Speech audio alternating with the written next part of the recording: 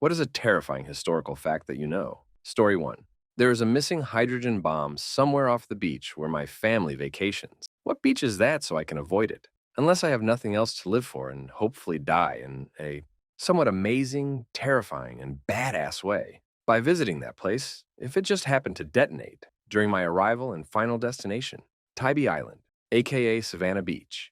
The Tybee Island mid-air collision was an incident on February 5th, 1958, in which the United States Air Force lost a 3,400 kilograms Mark 15 nuclear bomb in the waters off Tybee Island near Savannah, Georgia, United States.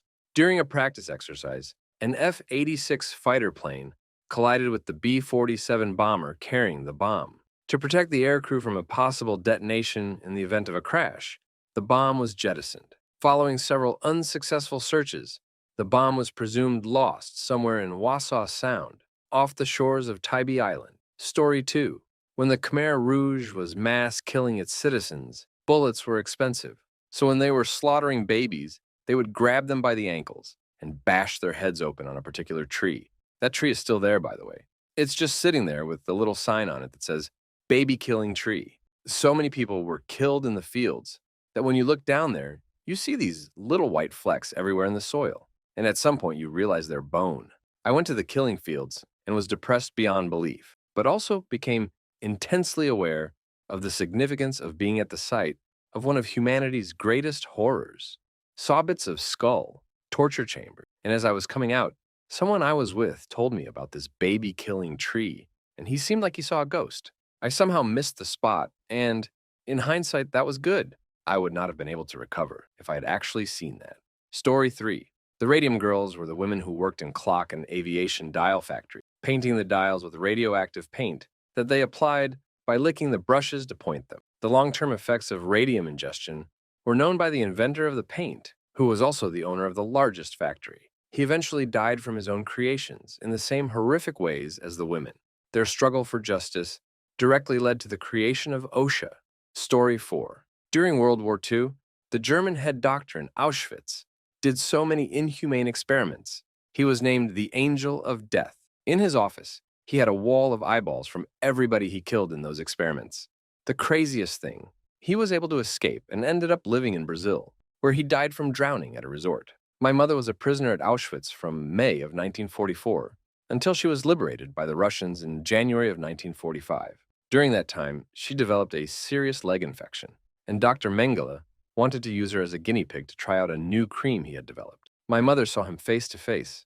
She always said that he had dead eyes with no soul behind them and a sallow face, like a skull. Pure evil. Even the German workers in the Auschwitz infirmary were afraid of him. Story 5. During the Polish operation of the Great Purge, the Soviet NKVD shot 111,091 Poles between August of 1937 and November of 1938. That's 7,406 Poles every month for 15 months. 246 Poles being shot in the back of the head every single day, or 10 Poles being murdered by the Soviets every hour. The vast majority of these Poles were, of course, completely innocent of the imaginary crimes the Soviets accused them of. Story 6. The dancing plague of 1518, or dance epidemic of 1518, was a case of dancing mania that occurred in Strasbourg, Alsace, modern-day France, in the Holy Roman Empire from July 1518 to September 1518. Somewhere between 50 and 400 people took to dancing for weeks. Story 7. During the Paraguayan War, Paraguay sent 3,500 poorly armed children between 9 to 15 wounded soldiers and old men to face Brazilian army, 20,000 men, because most of Paraguayan combatants were killed. The date of this battle is now Children's Day in Paraguay. Story 8. In 1945, the USS Indianapolis sank between Guam and the Philippines due to a Japanese submarine. Out of nearly 1,200 crew members, only 316 survived. The worst part? Only 300 went down with the ship in the initial event. The other 900 crew members were trapped in the open ocean for 4 days before they were spotted and rescued. That means that around 600 men died due to exposure, dehydration, saltwater poisoning, and shark attacks by oceanic white tip sharks. We tend to believe that great white sharks, bull sharks, and tiger sharks are responsible for the majority of shark attacks on humans, but oceanic white-tip sharks have likely killed far more humans due to ships slash planes sinking and the deaths not being recorded as shark attacks. They are known to commonly follow ships and can form big groups when finding food, and are pretty aggressive, but most of their victims are unrecorded in shark bite records, since these attacks don't happen close to the shore. Story 9. Near Mount St. Helens, in the Gifford-Pinchot National Forest, and before the volcano erupted in 1980, there were areas where you were not allowed off the footpaths. This was because Douglas firs, which can reach 200 feet, were buried in ash in prior eruptions, then rotted away. So you could step on a relatively thin layer of old ash, break through, and fall any number of feet into what amounted to a crevasse or a well. Story 10.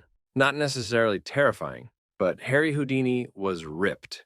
Plus, he went through a show with a fractured ankle.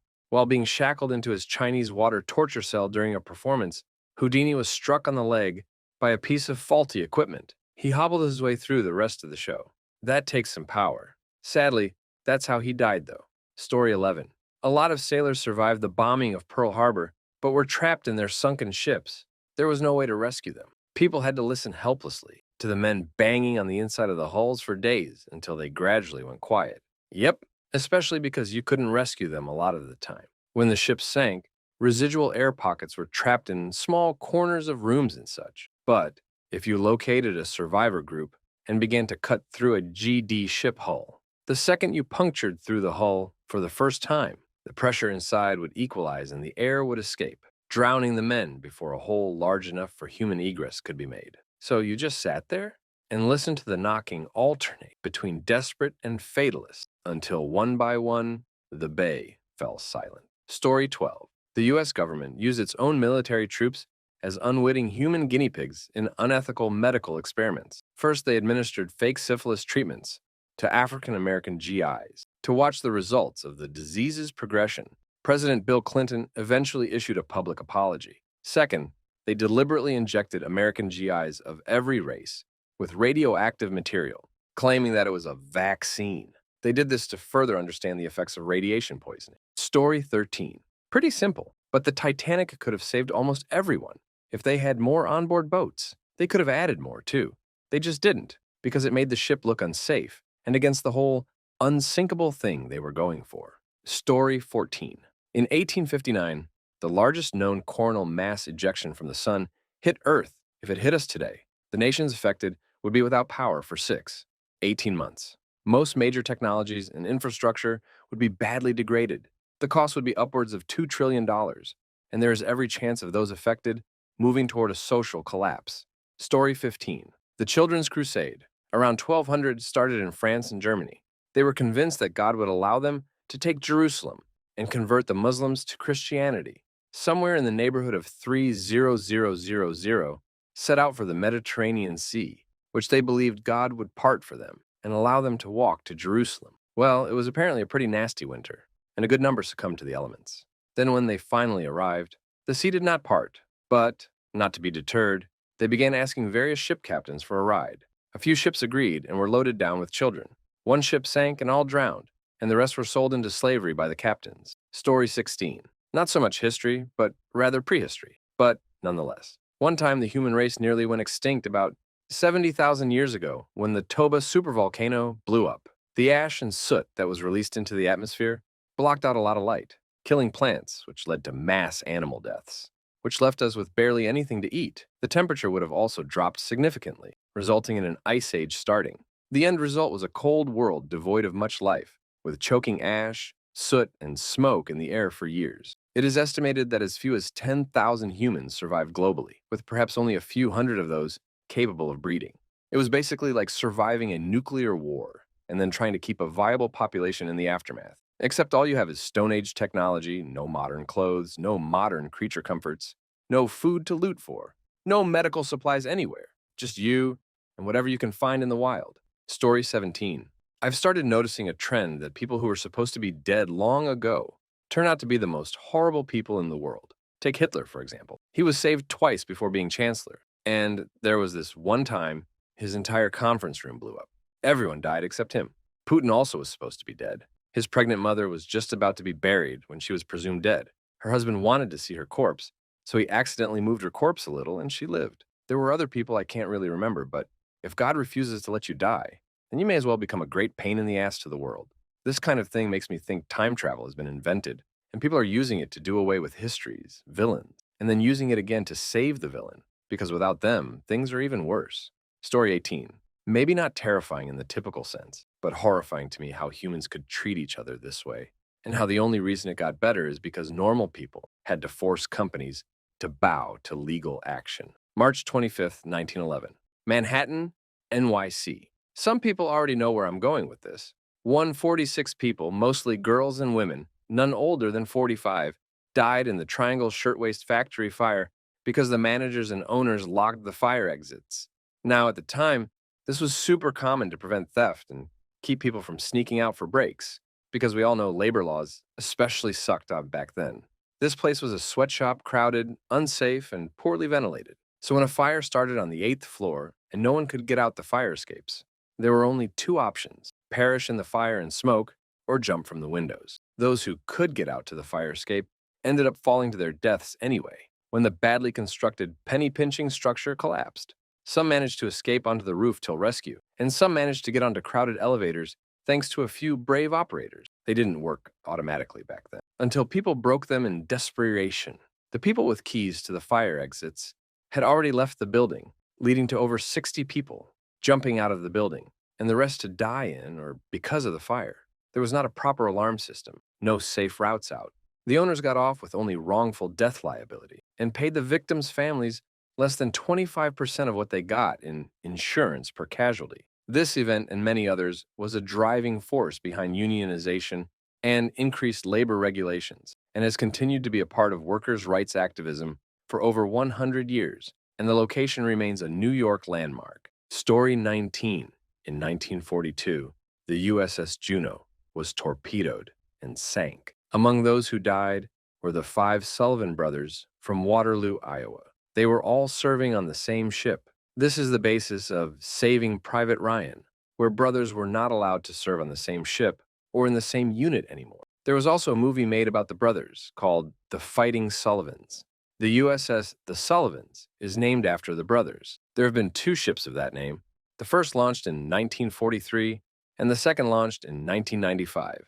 The convention center in Waterloo is named the 5 Sullivan Brothers Convention Center. Story 20. Dutch whalers and the like would raid Australian Aboriginal villages and kidnap the women. They would take them offshore and abuse them in their rowboat. When the Aboriginal men would try and swim out to rescue them, they would wait until they reached the boats and hack off their hands with machetes. They would then kill and dump the women and sail away. Australian nurses were captured on Banka Island by the Japanese.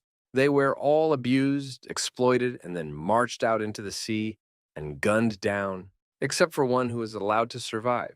She was later gagged from saying anything and was disbarred from speaking at the Tokyo War Crimes Tribunal after World War II ended because the Australian government didn't want to look bad.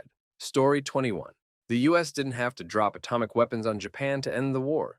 The U.S. government knew from the intercepted Togo Sato telegrams that Japan intended to surrender and wanted to surrender, but only lacked a mechanism to do it that allowed the emperor to save face. The U.S. also knew that the Japanese were much more concerned with the Soviets entering the ground war than with American bombing campaigns, and that the Japanese wanted to negotiate peace with the Soviets directly, excluding the U.S. The United States dropped the bombs and killed close to 200,000 civilians, almost purely to show the Soviets that we had the capability and that it worked. The irony there being that they already knew both of these things because of several well-placed spies within our nuclear program. Story 22.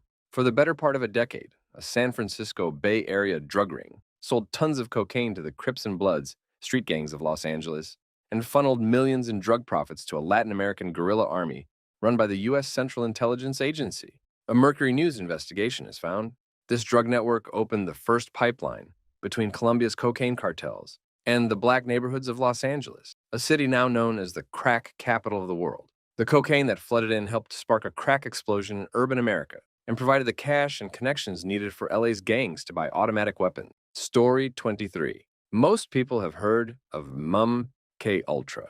A similarly terrifying series of human experiments happened from 1948 to 1975 at Edgewood Arsenal. They tested a range of substances, but perhaps most horribly are the experimental deliriants. Deliriants, as the name suggests, induce a state of delirium. One such deliriant they tested is EA3167, and it is known to induce delirium for up to 10 days, with a dose as small as 0.25 milligrams. These experiments were conducted by the U.S. Army. Story 24. The residential schools, which were a series of boarding schools dotting Canada until the 1980s, were run by the Catholic Church and intended to assimilate them into Canadian culture by ripping them away from their parents. After they'd come back, they'd be strangers to their friends and their family. We're talking years of separation here. There are a bunch of mass graves all over Canada, resulting from the high death rate of residential schools. Many died in the residential schools, though most weren't deliberate. They died of things such as infection, malnutrition, etc., etc. These schools continued up into the late 1900s, where civil rights had already found a foothold. They were mandatory until 1947, and the parents of these Native Americans were forced to give up their children to be driven to residential schools and turned into strangers. Story 25. Battle of Clibon in 1014. After winning the battle, the Byzantine Emperor Basil II took around 15,000 prisoners. He sorted them into groups of 100 and blinded both eyes of 99 men in the groups. He then blinded one eye of the remaining prisoner and had them lead their groups home. The reason behind this is because the Bulgarian Empire would now have to take in 15,000 men and take care of them. However, they would be completely useless to their defenses and military. Absolutely cruel. Story 26. In Chernobyl, there's a blob called the elephant's foot. It's so radiated that it can kill you by just looking at it for 200 seconds. And due to the damage during the explosion, whenever water enters the chamber, where it is, those 200 seconds turn to 30 seconds as it reacts to the water. What's worse, evidence has now come out that it's slowly beginning to burn through the ground. If it reaches an underwater aquifer, then the contamination will spread beyond France, possibly half of the North Atlantic. Story 27. In a small town in South Carolina that I recently lived in, there was an old cotton mill that had a worker strike on September the 6th, 1934, due to low pay and awful working conditions. A mill foreman mounted a World War I machine gun on the roof and chopped down 30 of the workers on strike on the street before the machine gun jammed. The day is known as Honeopath's Bloody Thursday. What's even more crazy is all the locals still try to act like it never happened. Weird little town more like Derry, Maine instead of Honeopath, South Carolina. Story 28. Old Bombs Bonus Round. There are thousands of unexploded bombs across Europe from World War II. In London alone, there are 50-plus UXBs that cannot be defused or exploded due to their proximity to important infrastructure, etc. The City of London knows where these are, and new ones are being found anytime there is new construction. Every few years, you will see new footage of German engineers exploding this dangerous ordnance. Depending on the explosive used, these can sometimes become even more volatile over time, and that renders diffusion impossible. Also, an unfound UXB in London exploded in 1942 at Gurney Street, Elephant and Castle, that killed a few dozen civilians. It is not known how it exploded, but it is conjectured that a nearby underground train caused it to explode. Underground vibration, combined with sensitive timing devices. What made the UXB more lethal was that it was a sunny day, and people were outside enjoying the day. It was gruesome. I might have gotten the location and date wrong, but the point was this explosion occurred months after the latest air attack, which made it so much worse, too. It dramatically affected how the UK viewed and dealt with UXBs for the rest of the war. Story 29. Headhunting was highly important in parts of PNG until pretty recently. Heads were used as status symbols in initiation rites and for ceremonial purposes, among other reasons, but for obvious reasons are hard to come by. This created a head economy in nearby regions as heads became a valuable trading commodity. Nowadays, I live in the Torres Strait, which is an archipelago region next to southern PNG. People here were constantly either victims of headhunting, raiding parties, or attacking each other for heads to trade until about 150 years ago. To me, the idea of there's always a price on your head literally is pretty scary, and outsiders would only be seen as enemy or prey.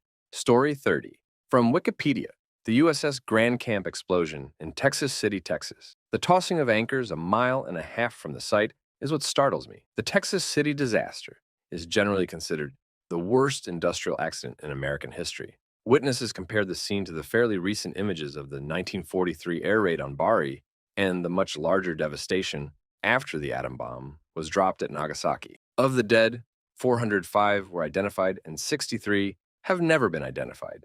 The latter remains were placed in a memorial cemetery in the north part of Texas City near Moses Lake. An additional 113 people were classified as missing, for no identifiable parts were ever found.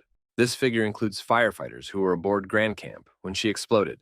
There is some speculation that there were hundreds more killed, but uncounted, including visiting seamen, undocumented laborers and their families, and an untold number of travelers. But there were also some survivors among people as close as 70 feet, 21 meters, from the dock. The victims' bodies quickly filled the local morgue. Several bodies were laid out in the local high school's gymnasium for identification by family or friends. Story 31. In the past, people used mummies for everything from medicines to colors to paint with. There was even a tonic to drink that had ground up mummies as part of the ingredients. As for painting, the color was called mummy brown. It became in such high demand that, in some instances, the remains of executed criminals were mummified and used to satiate the demand of artists. Fun fact, a lot of artists initially didn't realize mummy brown was actually made from mummies and thought it was just the name. When it became common knowledge that it was made from real mummies, it became kind of a hot topic in the art community, with many artists deciding to boycott the pigment, and some even burying their mummy brown paints in an effort to return a modicum of respect to the people whose corpses they'd been using as art supplies. Story 32. The Leatherman was an individual who would walk the same 360-mile route between the Hudson and Connecticut rivers approximately every 30 days for 30 years. He was named Leatherman because of the hand-sewn leather clothes he wore and the fact that he never spoke to anyone other than shopkeepers for supplies and would never divulge anything about his past. He is believed to be French or Quebecois because a French Bible was found on him when he died. When his grave was recently exhumed to test his DNA, no remains were found.